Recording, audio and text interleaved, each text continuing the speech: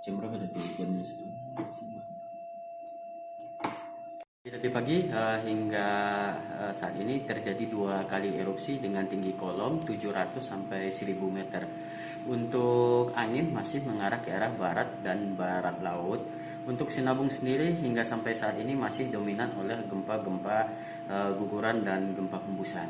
Ini di visual Gunung Api Sinabung masih nampak asap putih tebal yang masih mengarah ke arah utara dan barat.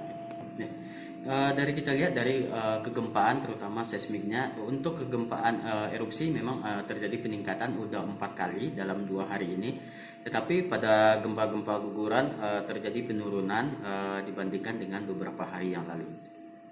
Penyebabnya erupsi ini ya bisa jadi ketekanan di dalam tubuh gunung api ini agak meningkat, tetapi kita lihat dari erupsinya juga tidak cukup besar. Nah, ini kemungkinan besar adalah tekanan gasnya yang dari dalam tubuh gunung api ini. Kita melihat tekanan gasnya atau tekanan erupsinya yang paling tinggi hanyalah 1000, jadi tidak terlalu kuat juga untuk erupsinya. Ya. Dari 4 kali erupsi ini pada 2 hari ini, dampak kepada masyarakat adalah hujan abu yang dirasakan oleh masyarakat di bagian barat dan barat laut Gunung Api Sinabung. Dan hujan abu ini juga tidak terlalu besar karena erupsinya juga tidak terlalu besar juga.